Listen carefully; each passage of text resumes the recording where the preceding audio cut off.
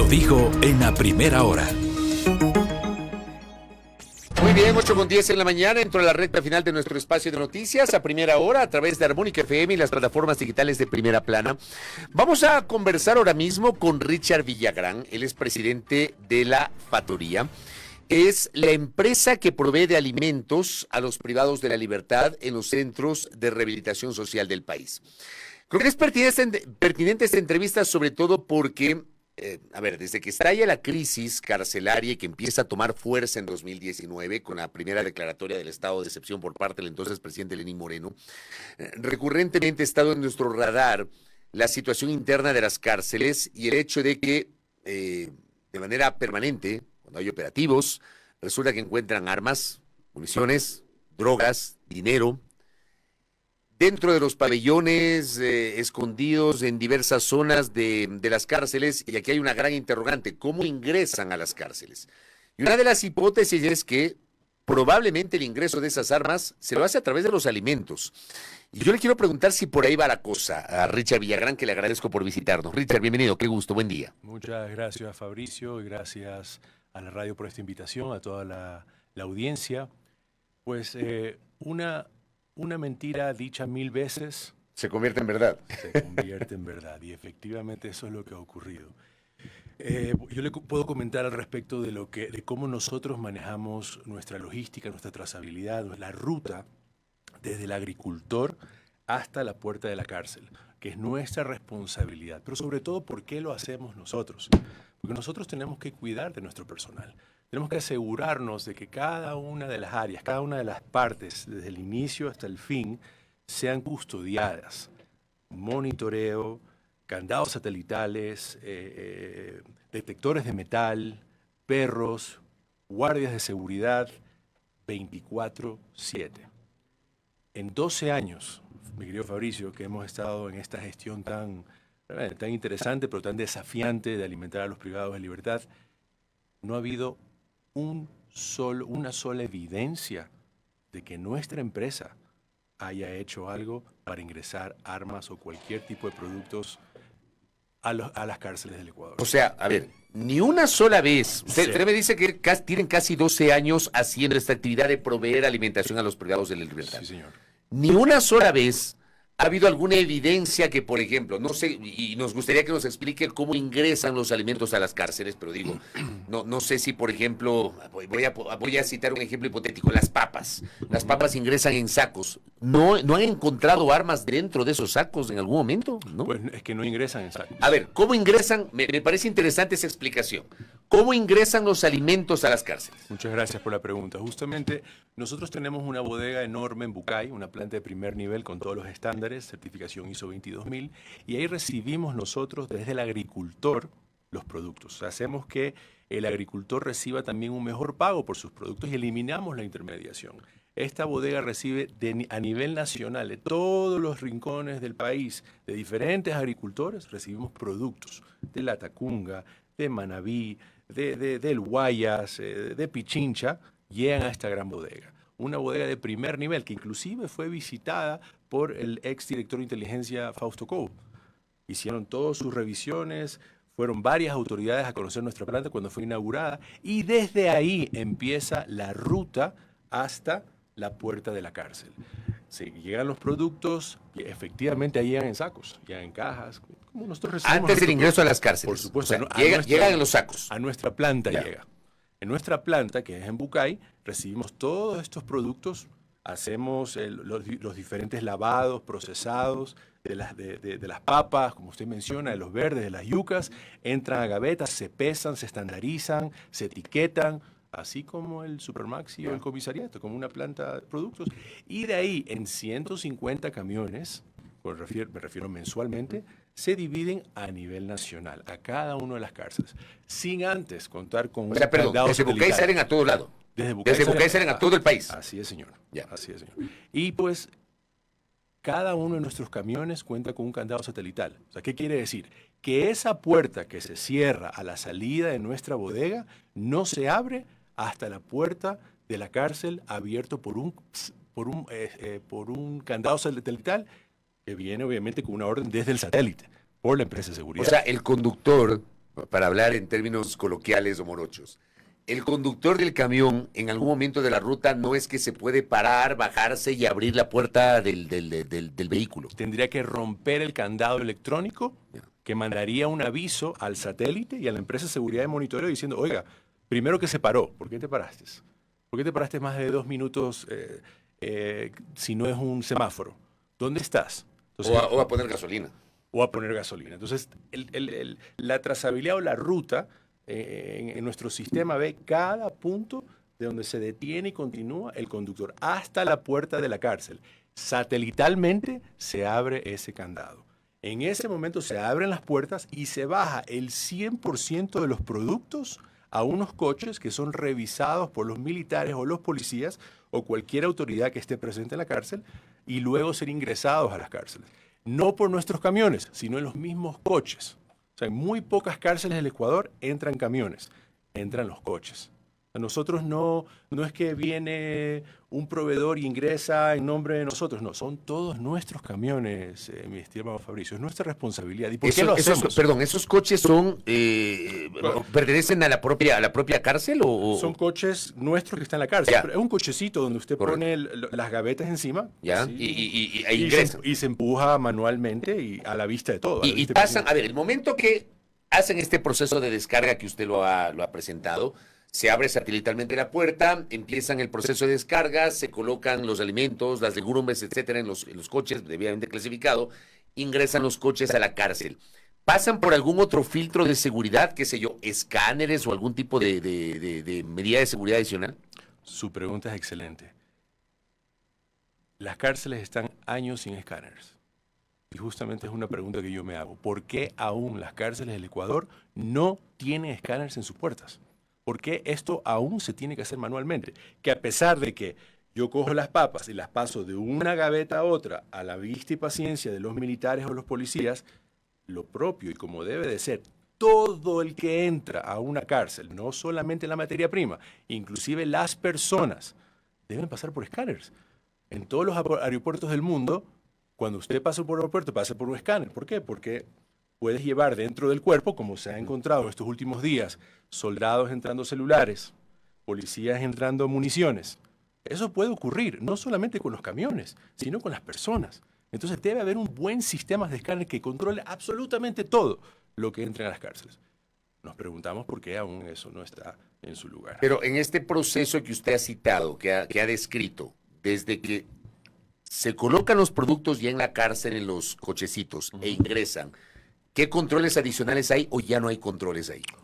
Una vez que la materia prima llega hasta la puerta de la cárcel y es bajado el 100% a gavetas y pasados de una gaveta a otra, en testimonio y evidencia de los militares y de los policías permiten entrar esa mercadería a la cocina. Luego esa materia prima se cocina y se entrega a todos los privados de libertad. Acá tengo una buena pregunta que me hace Winnie Flores, le envío un abrazo, colega periodista y amigo. Me dice, ¿los cocineros de las cárceles pertenecen a la misma empresa proveedora de alimentos o no? Buena pregunta. A ver, hay 600 personas a nivel nacional en el servicio de alimentación. 124 son privados de libertad, personal capacitado, contratado por nosotros del mejor nivel, son excelentes trabajadores, muy, muy buenos trabajadores, y alrededor de 460 personas, por así decirlo, civiles, que van y vienen a su trabajo todos los días y que también son revisados, por supuesto. A ver, entonces, con esta explicación que usted nos ha generado de manera pormenorizada desde el momento que salen de la bodega de Bucay, hay este control satelital, hay estos candados que se abren solo satelitalmente, ingresan, llegan ustedes a la cárcel, se abre la puerta satelitalmente, colocan los productos debidamente clasificados en un cochecito, ingresa a la cárcel todos esos alimentos para luego ser preparados por los cocineros. En todo este proceso, ¿no existe posibilidad alguna de que alguien pueda meter ahí armas, drogas o dinero? En 12 años, mi estimado Fabricio, no ha habido una evidencia. ¿Nunca lo han detectado ustedes? 57,000 veces hemos entrado nosotros a todas las cárceles del Ecuador. Nuestra trazabilidad nos dice eso. Y ni una sola ocasión lo hemos hecho. ¿Pero por qué? ¿Por qué no lo hacemos, Fabricio? Porque esta es mi empresa. Yo cuido de mí, de mi familia, de mi personal, de mis gerentes, de mis representantes legales. Es mi responsabilidad asegurarme que desde el punto A al punto B nada ocurra. Y lo que está ocurriendo en este momento en las cárceles de Ecuador ha sido un descuido de los últimos 6 años. Esto que está pasando ahora mismo, Richard, ¿está afectando la reputación de ustedes como empresa? Totalmente. ¿Y por qué le pregunto esto? A ver, porque claro, usted acaba de hacer una explicación que para mí realmente creo que es importante también para la audiencia, porque tal vez uno desde el desconocimiento, uno asumía que podía ser una posibilidad que a través de los alimentos ingresen las armas, usted lo descarta, incluso nos ha dicho que no hay evidencias. Pero está claro que hay una reputación que se puede ver afectada. ¿Les interesa seguir en esta actividad o no, si es que la reputación está siendo afectada? Hay 2 razones importantes que nosotros estamos dando el servicio. Y lo primero es porque esto lo puso Dios en nuestras manos. Esto es un propósito. En el año 2011, los privados de libertad comían de una forma miserable. Y pues son personas que no tienen otra opción, que están pagando una pena y tienen que estar ahí por sus crímenes. ¿Pero cómo comían antes del 2011? O sea, ¿cómo era el sistema de alimentación de los privados de libertad? No existía una empresa que diera el servicio. Los privados de libertad en unas condiciones infrahumanas. ¿Ellas mismas se cocinaban? Se cocinaban ellos mismos, pero en condiciones infrahumanas. Yo sí soy de la idea de que hoy los privados de libertad, con la capacitación adecuada, con el equipamiento adecuado, con los controles adecuados de cualquier cocina a nivel mundial, pueden cocinar y se pueden dar ellos mismos su servicio. Una buena proveeduría, controlada, revisada, escaneada, los privados de libertad tranquilamente podrían cocinar sus alimentos, sin problema. ¿Qué tiempo de duración tiene el contrato que ustedes tienen con el Estado? Bueno, hay en este momento una situación muy sui generis. Nosotros tenemos, el país está dividido en 3 zonas, zona 1, zona 2 y zona 3. La zona 1 es el norte del país, la zona 2 es el sur del país y la zona centro es la zona 3, que es Guayaquil, donde hay la mayor cantidad de privados de libertad, 11.200 aproximadamente, ¿no?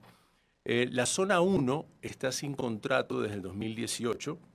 Estamos esperando que el Estado suba una nueva licitación. Nosotros no vamos a participar. No es de nuestro interés. Pero ustedes siguen proveyendo el servicio. Nos toca seguir proveyendo. Pero no hay contrato desde 2018. No hay contrato. ¿Y cómo les están pagando? Tenemos una solicitud expresa del actual y los anteriores directores del SNAI y en un momento del Ministerio de Justicia para continuar con el servicio. Pero estamos hablando de 6 años. Sí, señor. Desde el gobierno de Moreno. Sí. O sea, han pasado 3 gobiernos y no se ha generado este proceso. ¿Cómo les están pagando si no hay contrato? En este momento damos el servicio y luego la única forma de pagarnos son convenios de pago, lamentablemente. Ya. En la zona 1. En la zona 3 tenemos un contrato desde hace casi un año y en la zona 2 lo tiene otro proveedor en este momento. ¿Por qué le hago estas preguntas? Tengo aquí un par de mensajes. Nos escribe Matías Cabrera y dice, hace esta pregunta, ¿no? A ver, acá está. Sí. ¿Cómo se ha mantenido los 12 años prestando servicios en base a concursos o a través de qué métodos? Me hace esta pregunta. Y por acá también el oyente Karina Campoverde, que reside en Loja, pero anda por Orellana en este momento, me dice, ¿cómo están 12 años como proveedores? ¿Cómo se realiza el proceso de contratación? ¿Es a través del portal de compras públicas? ¿Es subasta? ¿Contratación directa? ¿Cómo se lo hace? A través del CERCOP, como cualquier otro servicio que ¿Pero es contratación directa o no? No, suben una licitación donde... O sea, es licitación. Sí. Para contestar esta pregunta es importante tener un contexto anterior. Nosotros fuimos la primera empresa, Fabricio, en el Ecuador, que dio servicio de alimentación en las cárceles. Esto es una especialidad. En 12 años, a lo largo de estos 12 años, nosotros nos hemos especializado en cárceles. Así como otras empresas de alimentación trabajan con mineras, con hospitales, con escuelas. Nuestra especialidad en este momento son las cárceles. Y pues ha sido una especialidad que ninguna otra empresa en el Ecuador la ha tenido. Entonces, cuando hay las licitaciones, que sí las hay, en el caso de la zona 1, no había una desde el 2018. Ustedes tienen ese know-how. Hay un know-how. Muy, muy complicado, muy, muy difícil para manejar estas situaciones. Y por eso, ¿cuántas licitaciones han ganado entonces? Esa data no la tengo a la mano, pero han sido innumerables.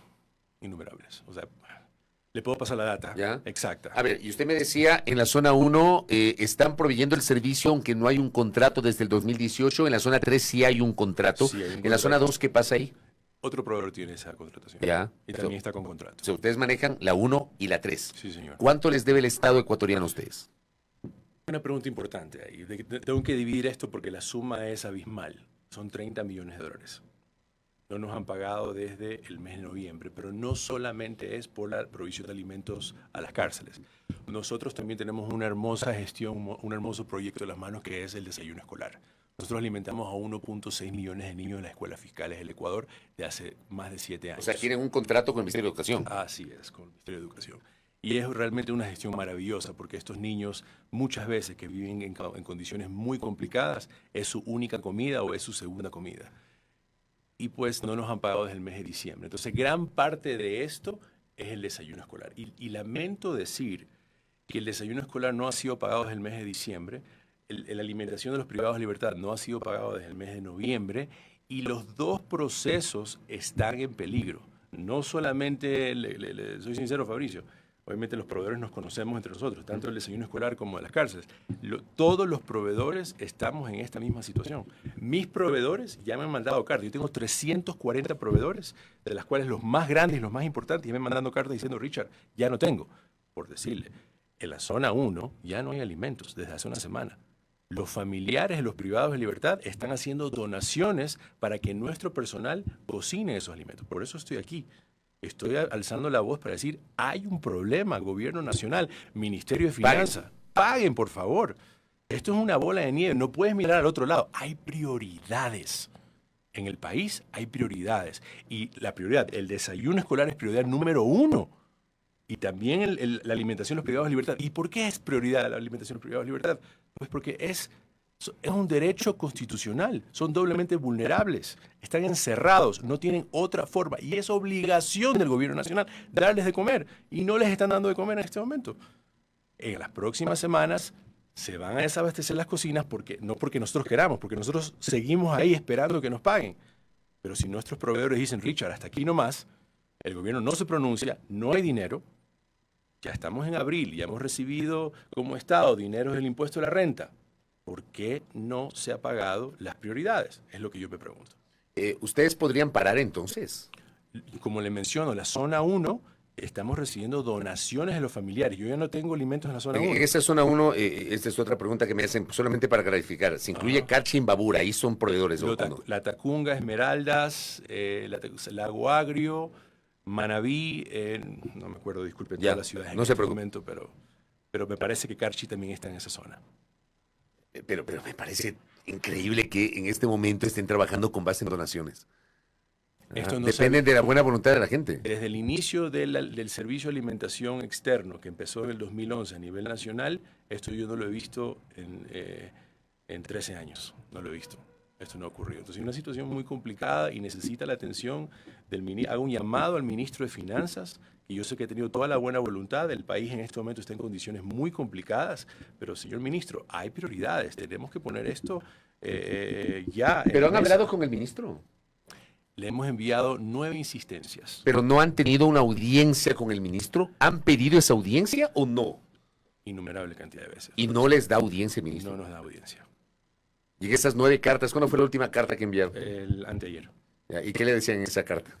¿Qué es lo que ocurre? Hoy, apoyando obviamente la gestión y rogando que hasta fin de mes nos paguen para pagar los sueldos de nuestro personal, porque no tengo cómo pagar los sueldos de nuestro personal, mantenemos todavía en la zona 1 a nuestro personal cocinando los alimentos donados por los familiares. Pero cuando yo no le pueda pagar el sueldo, mi querido Fabricio, a fin de mes a estas personas que están en la zona 1, ¿qué van a hacer ellos? Se van a su casa. ¿Todavía les pueden pagar el sueldo? No les puedo pagar el sueldo, es lo que le digo. Si hasta fin de mes... Pero digo, hasta el mes pasado sí les pagaron el sueldo. Hasta el mes o sea, están al día. Yo con mi personal estoy Usted con eso me refiero. Con su personal está al día. Pero ya este fin de mes ya no tengo cómo pagarles. O sea, no hay plata para la próxima semana. No hay plata para la próxima semana. Entonces, la próxima semana, aunque lleguen alimentos donados por los familiares, no va a haber quien los cocine. Señor ministro de Finanzas, por favor, ponga atención a esto. Es importante. Estamos en una situación calamitosa, no solamente nosotros, sino que los otros proveedores, tanto del desayuno escolar como también de las cárceles de Ecuador, pongan atención a las prioridades del Estado. Los niños y los privados de libertad son prioridad, porque no tienen otra opción. Correcto. Richard, gracias por el tiempo y por esta alerta. Me parece que ha sido un ejercicio interesante, sobre todo de conocimiento de cómo es la lógica del ingreso de los alimentos a las cárceles. Me parece que creo que nos ha ayudado a desmitificar algunos temas que no los conocíamos sobre esto del ingreso. Usted nos ha aclarado que nunca ha habido evidencias de que armas, drogas, municiones, explosivos, dinero ingrese a través de la comida, como usted lo ha explicado. Y también nos ha revelado nuestro invitado una situación económica complicada por la deuda que tiene el Estado con este sector. Gracias, Richard, por el tiempo. Muy Muchas amable. gracias a usted, Fabricio, la audiencia. Gracias a Richard Villagán, presidente de la Factoría, empresa que provee de alimentación a los privados de la libertad, pero que también se encarga del desayuno escolar. Primera plana. Todas las noticias, todas las voces.